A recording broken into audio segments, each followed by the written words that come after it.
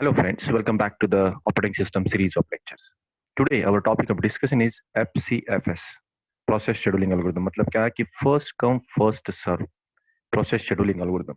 जैसे कि हमें पता है कि इसके पहले लेक्चर में हमने ये प्रोसेस शेड्यूलिंग के एल्गोरिदम के कैटेगरीज देखे थे, उसके थोड़े क्राइटेरिया देखे थे। उसके पहले हमने कहीं ना कहीं प्रोसेस शेड्यूलिंग एल्गोरिदम्स क्या है, ये प्रोसेस शेड्यूलिंग क्या है, ये सारी चीजें हमने डिस्कस की हुई है। उसके बेसिक क्राइटेरिया भी हमने देखा है। So now it's time to discuss about the one by algorithm with the full details, with the theory and that is concept and their one of two examples. So let's start with the first come first serve. तो सबसे पहली बात आती है कि first come first serve is very simple algorithm. अभी very simple algorithm मतलब क्या है कि यहाँ पर नेम में ही ऐसा है कि फर्स्ट कम, जो पहले आया पहले आओ पहले पाओ। मतलब क्या कि पहले जो आया उसी को पहले हम कहीं ना कहीं सर्विस देने का काम करने वाले हैं। तो दूसरी बात अगर करते हैं, it is in this scheme the process that request the CPU first is allocated the CPU first. यहाँ पर एक सेंटेंस है कि जिस प्रोसेस ने सीपीयू को पहले सबसे पहले रिक्वेस्ट किया हुआ है उसको सबसे पहले कहीं ना कहीं सीपीयू मिलेगा। मतलब क्या है कि हमारे पास एक रेडी क्यू है। रेडी क्यू में जितने सारे प्रोसेसेस आते हैं, तो प्रोसेसेस जब आते हैं तो कहीं ना कहीं वो सबसे पहले जो आएंगे तो पहला नंबर लगाएंगे। मान के चलो कि हमारे पास ऐसा है कुछ चार्ट है। ये चार्ट में हमने दिस पर्टिकुलर क्यू को कंसिडर किया रेडी क्यू। ये रेडी क्यू में कुछ प्रोसेसेस है। रेडी क्यू में कुछ प्रोसेस है। यहाँ पर प्रोसेस 1 है, 2 है, 3 है, ऐसे एन प्रोसेस है। यहाँ पर ऐसे दिखता है हमें कि सबसे पहले ये प्रोसेस 1 आई है। तो शेड्यूलर जब आएगा तो शेड्यूलर यहाँ से प्रोसेस को पिकअप करवाएगा on the basis of arrival. तो सबसे पहले कौन आया है तो प्रोसेस 1 आई है। तो उसी प्रोसेस 1 को कहीं ना कहीं वो चांस देगा सीपीयू के पास जाने का। तो ये हमारे पास ये पहला पॉइंट हो गया। और पॉइंट अगर इसके बारे में देखते हैं तो कहीं ना कहीं the implementation of first come first policy is easily manage with the FIFO queue. First in first out जो क्यू हमारे पास अवेलेबल है कि जो सबसे पहले आया उसको सबसे पहले वहां से निकाला जाएगा, जो कि मैंने अभी बताया शेड्यूलर उठाएंगे। Then when the CPU is free it is allocated to the process at the head of the Q.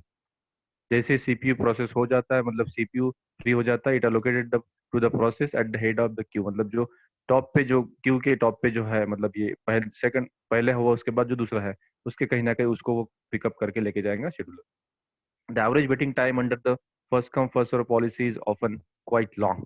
यहाँ पर कहीं ना कहीं ये जो एवरेज वेटिंग टाइम है वो बहुत ही लार्ज होगा, हम देखेंगे अभी न्यूमेरिकल में। And the average waiting time under the first come first serve policy is not minimum and it is vary if the process burst time varies. ये डिपेंड कैसे करेगा कि जो प्रोसेस का बर्स्ट टाइम है, अगर वो प्रोसेस का बर्स्ट टाइम अगर ज्यादा है और वो ज्यादा प्रोसेस का बर्स्ट टाइम वाली सबसे पहले अगर एग्जीक्यूट हो रही है तो एवरेज वेटिंग टाइम भी ज्यादा रहेगा और दूसरों को कहीं ना कहीं वेट करना पड़ेगा बहुत समय के लिए। तो let's take, and this algorithm is what non preemptive scheduling algorithm. मतलब ये अल्गोरिदम प्रिएम्प्टिव शेड्यूलिंग अल्गोरिदम नहीं है, इसमें एक ही कैटेगरी है, non preemptive kind of algorithm.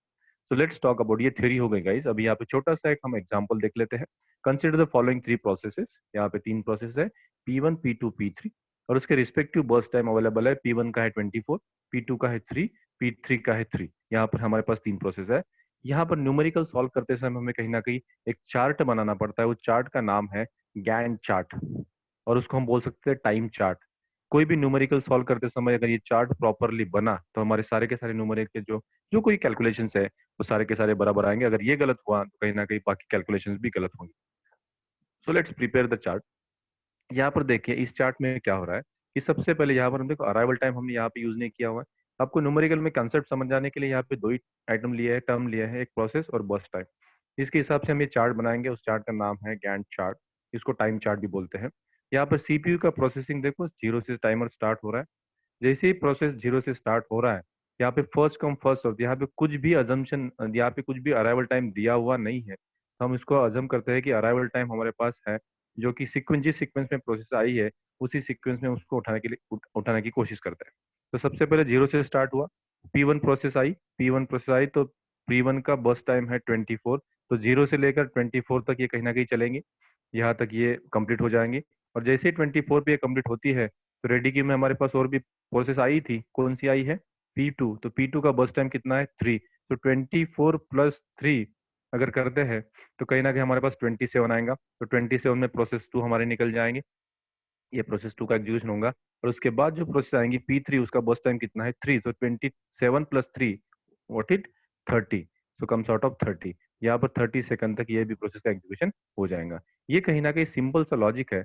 और इस लॉजिक को अगर लिखते हैं तो इसका वेटिंग टाइम निकालने के लिए हमारे पास है, वेटिंग टाइम क्या है P1 का? P1 को कितना समय वेट करना पड़ेगा? कितना पड़ा? जीरो, क्योंकि जैसे ही वो आया वैसे ही सीपीयू के पास जो शेड्यूलर है, शॉर्ट टर्म शेड्यूलर, उसने रेडी क्यू में से उसको उठा के सीपीयू के पास दे दिया, तो वेटिंग टाइम उसका 0 रहा। उसके बाद P2 को देखें तो वेटिंग टाइम कितना है, 24, क्योंकि जब तक P1 कंप्लीट नहीं होती तब तक P2 को चांस नहीं मिलेगा, तो 24 इसका वेटिंग टाइम हो गया। और उसके बाद P3, जब तक P2 कंप्लीट होंगी उसके बाद ही P3 का नंबर लगेगा, 27 तक वो कहीं ना कहीं चला। तो ऐसे इसको ऐड करते हैं तो कहीं ना कहीं एवरेज वेटिंग टाइम हमारे पास तीन प्रोसेस का निकलेगा, 0 + 24 + 27 / 3, मतलब 17 मिली सेकंड। यहाँ पे एक जो मैट्रिक्स दिया हुआ है, यूनिट है, मिली सेकंड में हमने कंसिडर किया हुआ है। ये सिंपल सा लॉजिक है। भी लॉजिक से आपको समझाऊंगा कि कहीं ना कहीं first come first serve algorithm कैसे वर्कआउट करता है। इसका कॉम्प्लेक्स एग्जांपल लेते हैं हम गाइस, एग्जांपल नंबर 2। चलो कंसिडर करते हैं 5 प्रोसेसेस, P1 से लेकर P5 तक, और उसका बर्स्ट टाइम और उसका अराइवल टाइम दिया हुआ है, ताकि यहाँ पर आपको लॉजिक क्लियर हो। तो इसका कहीं ना कहीं हम क्या करते हैं, अभी एक चार्ट बनाते हैं। चार्ट कैसे रहेगा properly, listen this particular thing. यहाँ पे 5 प्रोसेस है, P1 से P5 तक, उसका बर्स्ट टाइम गिवन है और उसका अराइवल टाइम गिवन है। अभी इसका गैंट चार्ट या हमें टाइम चार्ट बनाना है। तो सबसे पहले सीपीयू सब स्टार्ट, टाइमर स्टार्ट हुआ 0 पे, तो इस टेबल में हमें देखना है कि सबसे पहले अराइवल टाइम किसका है, मतलब सबसे पहले रेडी क्यू में कौन आया है। मतलब यहाँ पे अगर हम रेडी क्यू बनाएंगे, यहाँ पे रेडी क्यू बनाएंगे, या रेडी क्यू में सबसे पहले कौन आया है, तो हमें यहाँ पर देखने के बाद पता चलता है कि 0 समय पे आई है प्रोसेस P4। तो यहाँ पर हमें दिखता है P4, हमारे पास रेडी क्यू है P4, तो P4 का नंबर पहले लगेगा। P4 का यहाँ पे नंबर लगेगा, मतलब क्या है कि कहीं ना कहीं हमें P4 का बर्स्ट टाइम देखना पड़ेगा। तो P4 का बर्स्ट टाइम है 2, तो 0 से लेकर 2 तक P4 चलेंगे, मतलब यहाँ पर ये प्रोसेस यहाँ से निकल जाएंगी। उसके बाद जैसे ही 2 मिली सेकंड टाइम हुआ, तो 2 मिली सेकंड टाइम तक और कोई आया है क्या, देख हमें देखना पड़ेगा कि 2 मिली सेकंड में कोई आया है क्या। जी हाँ, प्रोसेस नंबर 3 भी आई है, प्रोसेस नंबर 1 भी आया है, जिसमें से अराइवल टाइम प्रोसेस 3 का सबसे कम है, मतलब प्रोसेस 3 पहले आई है। मतलब यहाँ पे हम रेडी किए में हमारे पास प्रोसेस 3 अवेलेबल है, प्रोसेस 3 अवेलेबल है, यहाँ पे 3 मैं पुटअप कर रहा हूँ। ओके, तो प्रोसेस 3 को नंबर लगेगा, तो प्रोसेस 3 जो है 2 मिली सेकंड से उसका बर्स्ट टाइम कितना है, 7। उसका बर्स्ट टाइम कितना है, 7। सो 2 + 7 ये चलेंगी 9 तक, क्योंकि प्रोसेस 3 आई है। ओके, तो प्रोसेस 3 का भी एग्जीक्यूशन यहाँ से निकल जाएगा, ये भी हो जाएंगे यहाँ से सक्सेस। उसके बाद 9 मिली सेकंड टाइम हुआ है, 9 मिली सेकंड में तो सारे प्रोसेस आ चुके हैं।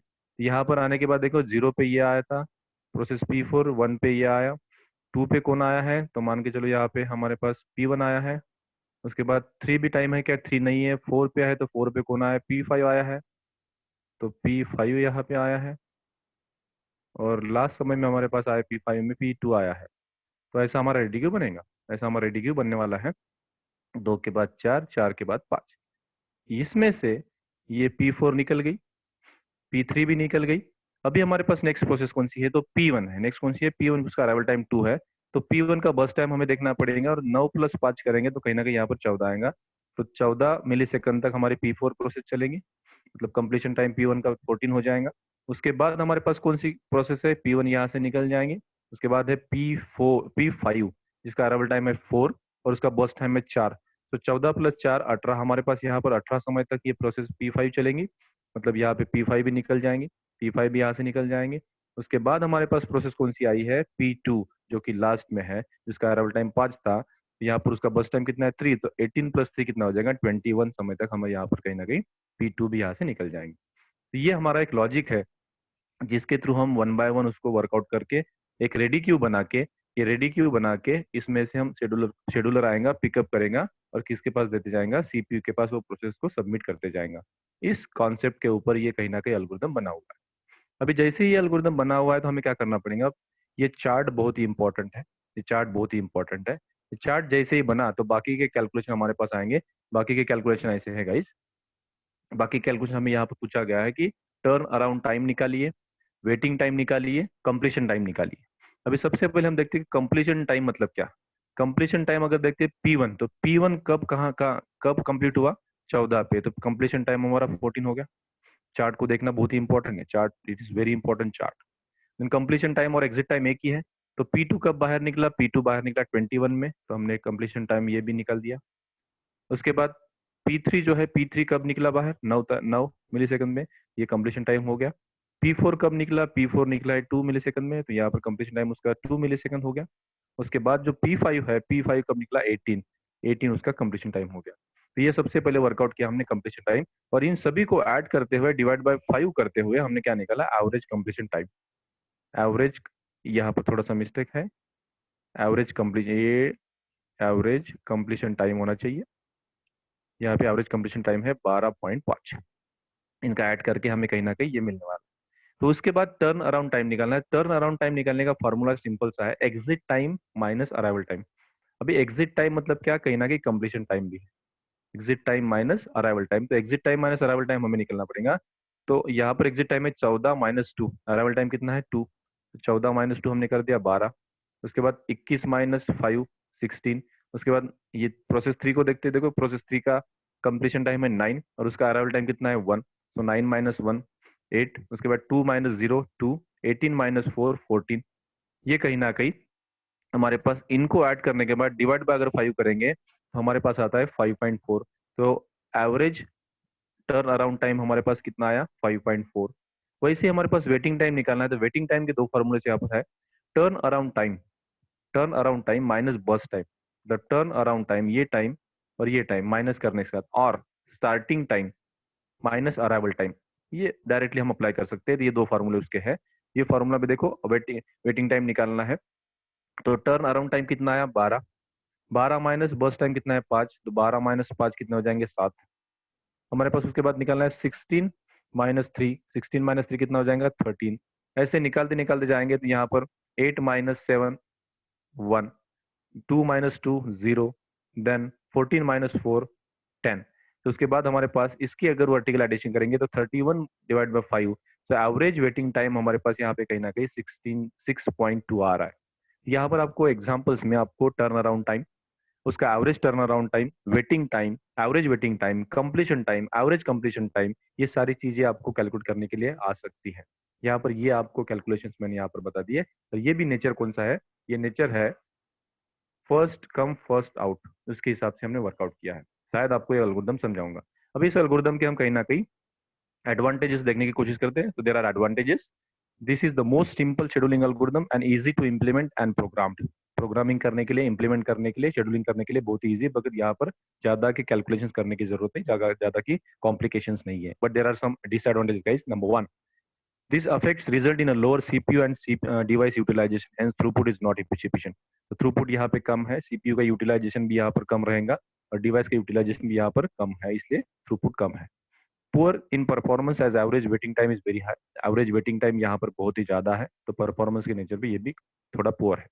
This algorithm is non preemptive, so we have to execute the process fully and after that only processes will be allowed to execute. मतलब यहाँ पर ये नेचर जो है इस एल्गोरिथम का, ये नॉन प्रिएम्प्टिव ही है।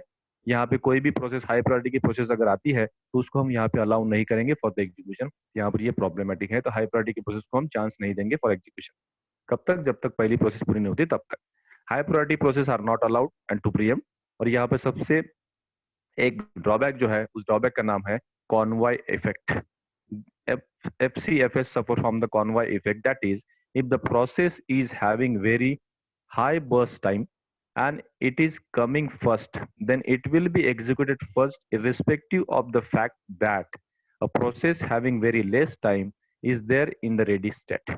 मतलब क्या कि हमारे पास बहुत सारे प्रोसेसेस अगर है, रेडी क्यू में आ चुकी है, और सबसे पहले अगर प्रोसेस आई है जो कि बहुत ही लार्ज बर्स्ट टाइम की अगर है, तो लार्ज बर्स्ट टाइम की प्रोसेस जब तक एग्जीक्यूट नहीं होंगी तब तक कोई भी छोटी बर्स्ट टाइम की प्रोसेस जो कि नेक्स्ट आई है उसको चांस नहीं मिलेगा, क्योंकि ये नॉन प्रिएम्प्टिव ही है, प्रिएम्प्टिव नहीं है। And that effect is called as what, convoy effect. ये कहीं ना कहीं प्रॉब्लम है। इस प्रॉब्लम को हम कहीं ना कहीं ओवरकम करने के लिए हम नेक्स्ट एल्गोरिथम देखेंगे गाइस। तो ये एल्गोरिथम हमने यहाँ पर देखा है कि फर्स्ट कम फर्स्ट आउट या फर्स्ट कम फर्स्ट सर्व जो है, जो कि पहले जो रेडी क्यू में जो प्रोसेस आई है सबसे पहले, उसी को चांस मिलेगा। जैसे अभी जो समय चल रहा है, कोरोना पैंडेमिक है, तो वहां पे लाइन लगानी पड़ रही है, तो वहां पे जो सबसे पहले लाइन में लगा है उसी को पहले सबसे पहले चांस मिलेगा फॉर एग्जीक्यूशन ऑफ एनीथिंग, जो purchasing of anything. So this is what the first come first serve. दूसरे इसमें हम जाएंगे शॉर्टेज, ये शॉर्टेज ऑफ फर्स्ट के एल्गोरिथम पे समय पे उसको स्विच करेंगे। Thank you so much guys for watching this video. Thank you.